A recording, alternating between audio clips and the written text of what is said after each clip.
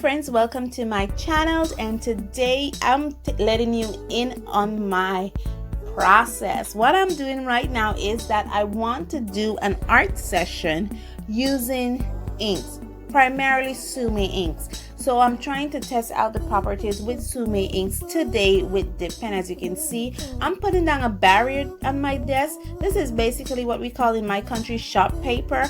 I think in other parts of the world they call it newsprint paper, but it's basically just basic paper just to kind of shield my desk somewhat from spillage, because I don't plan to make any mess, and thankfully I did not. You see me shaking the Sumi ink bottle, sorry for the weird angle.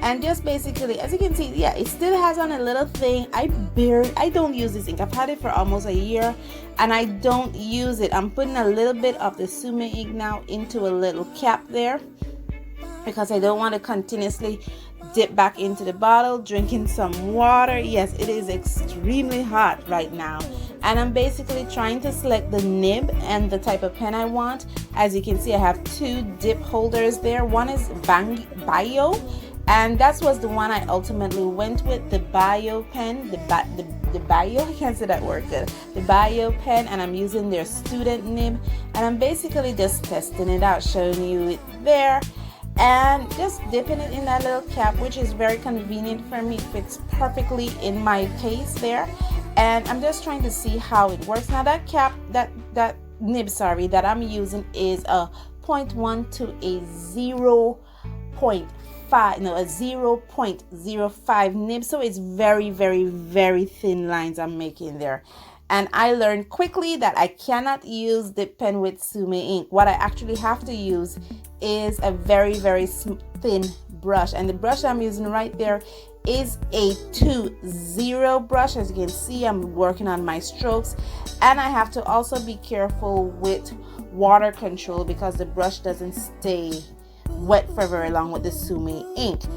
Just writing notes there, things that I've picked up along the way. The sketchbook I'm using is one of my practice sketchbooks that I put together, and then I decided, you know what, let's do it with a bigger pen, and that's what I'm doing there.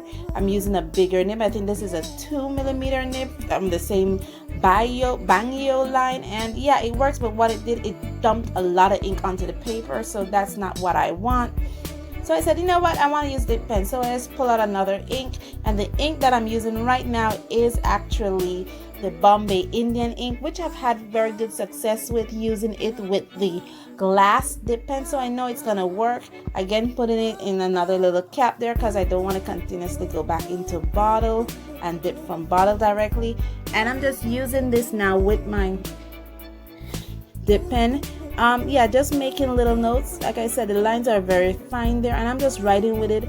One of the things I've learned with my surface, and the surface I use is the Pacan drawing paper, which I've had great success with.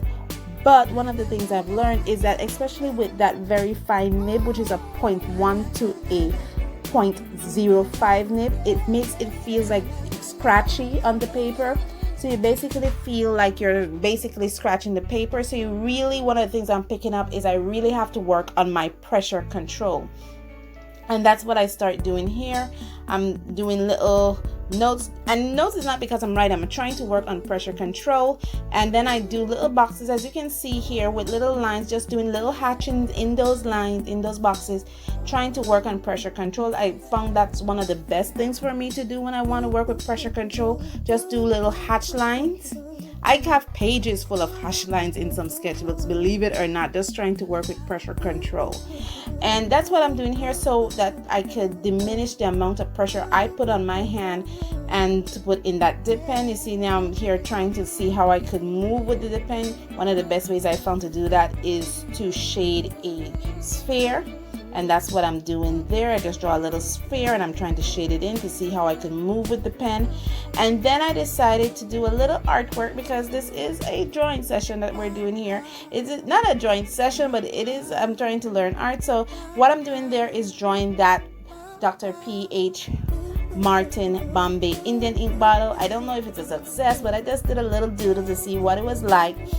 And one of the things I learned is I have to put the structure in my head before I put it down on paper, because if I put that down on paper there will be a lot of little lines, squares, and circles on the paper, and with dip pens you can't erase, so I have to be very careful about how I put my structure down. And then I'm just doing a little doodle just to try to end off this session. And guys, thank you so much for joining me on this journey. As you can see, I'm just trying to use a different kind of art. And as always, guys, stay safe, stay blessed, and I'll see you in the next one. Bye.